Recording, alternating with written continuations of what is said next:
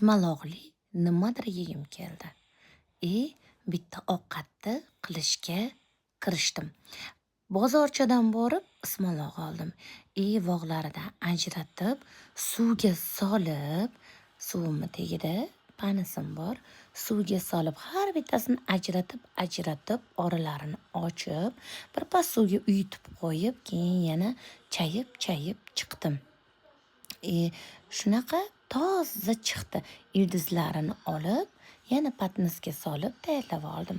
Uni mayda qilib to'g'radim, qovurdim piyoz bilan, alohida idishga soldim. Ularni olish esimdan chiqib qoldi.